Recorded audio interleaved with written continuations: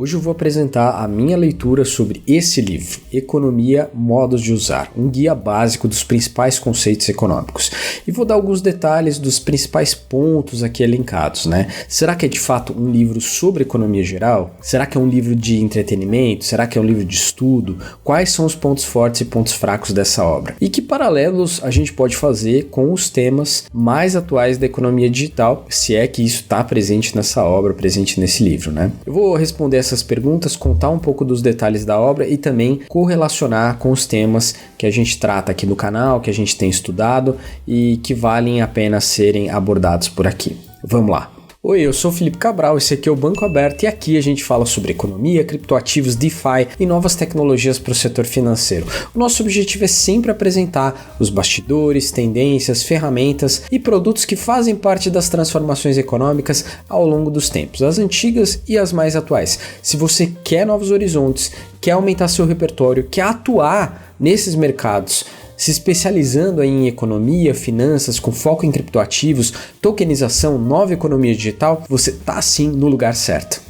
E esse é o Frequência Econômica, a nossa série de análises sobre livros, artigos, autores, de teoria e de prática econômica. Aqui a gente faz um vídeo resenha de várias obras, vários autores, sempre buscando correlacionar as discussões, os assuntos com os temas mais recentes. Eu espero que você goste. Muito bem, então primeiro eu gostaria de agradecer à editora Portfólio Penguin que mandou esse livro de presente aqui para o canal. Dizer que logo de cara eu gostei bastante, foi uma leitura super rápida, bem divertida de fazer. Adorei. Vocês podem ver que eu deixei aqui, ó, o livro todo cheio de marcadores, né? Fiz várias marcações das referências importantes para não esquecer e também para facilitar a minha vida depois, né? Eu recomendo que você faça isso sempre que você quiser facilitar o processo de consultar um livro. Você pode ler toda a obra. Enquanto vai lendo, você pode ir marcando com esses marcadores, são bem fáceis de achar, acho que qualquer papelaria você encontra esse tipo de marcador post-it, né? E aí depois você vai passando pelos marcadores que fica muito mais fácil fazer uma resenha, fazer um resumo, fazer um fichamento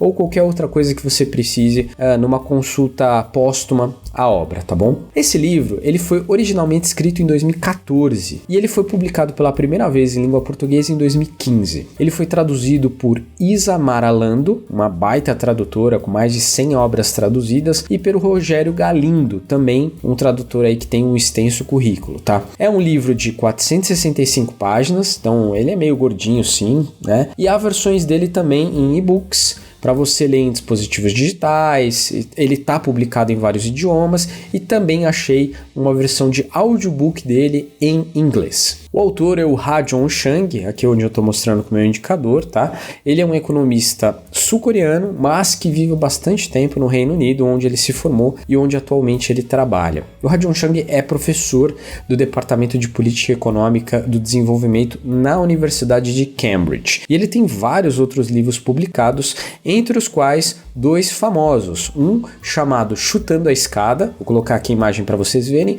e outro chamado 23 Coisas que Não Nos Contaram sobre o Capitalismo.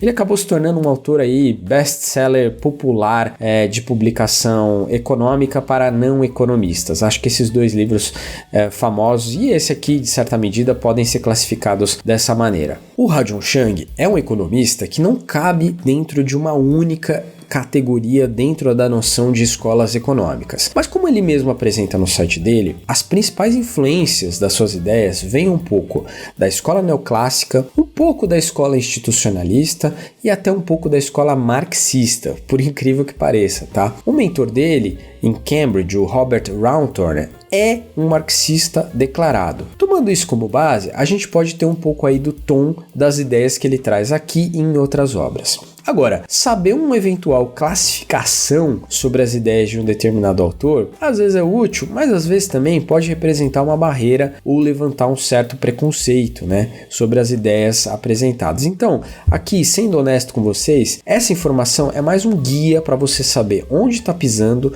do que algo que deve ser levado a ferro e fogo, tá bom? Curiosamente, o Ha-Joon Chang já esteve no Brasil algumas vezes, dando palestras e participando de eventos. Tem um economista aqui no YouTube chamado Paulo Gala, talvez você já deve ter ouvido falar ou visto alguma coisa dele, que fala bastante dos trabalhos do Ha-Jong, e se não me engano eles até foram colegas em projetos ou em estudos juntos há alguns anos atrás, se não me falha a memória. Fazendo uma pesquisa para gravar esse vídeo que eu tô aqui fazendo para vocês, eu encontrei o Ha-Joon Chang dando uma entrevista na Fundação Perseu Abramo, aqui na Vila Mariana, na cidade de São Paulo. Para quem não sabe, a Fundação Perseu Abramo é uma espécie de advocacy think tank focado nos debates políticos do campo progressista, ou falando aí mais informalmente, do pensamento de política pública de esquerda, digamos assim, se eu quisesse simplificar, daria para colocar dessa forma. Ou seja, é um centro construído pelo Partido dos Trabalhadores para levantar, fomentar e debater esses temas, tá? Por defender temas ligados ao institucionalismo e às vezes desenvolvimentistas, você vai ver vários segmentos de linha mais heterodoxa abraçando os trabalhos e as ideias do Ha-Joon Chang. E tem um agravante, como ele é sul-coreano e ele conhece bem o caso de desenvolvimento econômico da Coreia do Sul, que é um caso de um país até há pouco tempo atrás subdesenvolvido e que por meio de muita ingerência estatal fomentou e obteve sucesso e ganho em produtividade, o Ha-Jong acabou virando uma referência nesse debate, nessas discussões, tá? Até defendendo como um grande defensor desse modelo. Então, dificilmente você vai ver Ha-Joon Chang num Instituto Millennium, num debate sobre liberalismo, do ponto de vista da defesa de ideias, né? Então, coisas que são o oposto da Fundação Perseu Abramo para alguns temas, vai ser muito difícil você ver ele envolvido. Vai ser mais comum você ver esse autor como referência dentro de um campo que acredita muito no papel do Estado como um principal indutor ou até mesmo como um grande financiador do crescimento econômico de um país. Entrando então agora diretamente na obra, eu posso dizer que esse livro é dividido em 12 capítulos e esses capítulos são separados em duas partes, Interlúdio 1 e Interlúdio 2. Na primeira parte, ele vai apresentar a economia de uma perspectiva mais histórica, ou seja, ele vai falar de como o conceito de economia se desenvolveu, dos problemas que ele aborda, das diferentes escolas econômicas que foram surgindo ao longo dos tempos, das peças que afetam a economia. Ele vai dando todo um cenário que evoluiu nos últimos 200 e tantos anos. Então, ele tem uma perspectiva aí bastante histórica, sim. Já na segunda metade, ele vai abordar temas mais polêmicos, ele vai falar de indicadores, vai falar de modelos econômicos, vai falar de crises, falhas de mercado, falhas de Estado, enfim, ele vai abordar a economia mais do ponto de vista contemporâneo. Lembrando que ele lançou esse livro em 2014, então os temas aí dos últimos 10 anos com certeza não aparecem nesse livro, tá? Isso eu posso te garantir.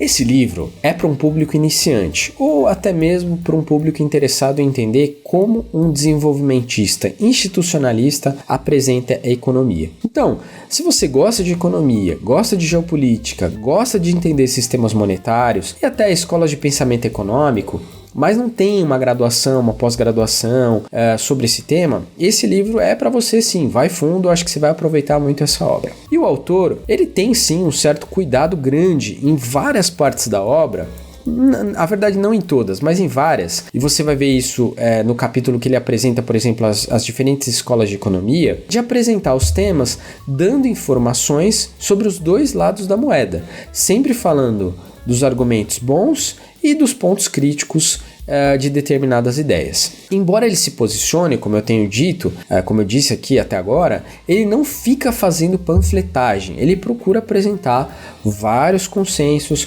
quando o tema é correlacionado com a história de um determinado pensamento econômico. É uma leitura muito fácil, ele dialoga bastante com o leitor, tem quadros para sintetizar as ideias e tem orientações de como ler o livro para aproveitar mais o tempo disponível, caso você não queira ler tudo de uma vez. Tá tudo bem organizado aqui mesmo, tá? E eu arrisco dizer para vocês que ele tem todo até um ar bem descontraído, fazendo referências pop, ele cita vários seriados, filmes, músicas, outros livros, ele tenta criar um conjunto de metáforas, né, que vão além das discussões sobre economia. É um texto sério, é um texto dirigido em torno do debate econômico, mas vez ou outra ele dá essas pinceladas para tornar o debate um pouco mais leve, um pouco mais tranquilo, um pouco mais fácil de criar relações ali entre os temas falados e algumas figuras de linguagem que ele traz. Por esse capítulo, acho que o livro já se paga, já vale bastante, tá?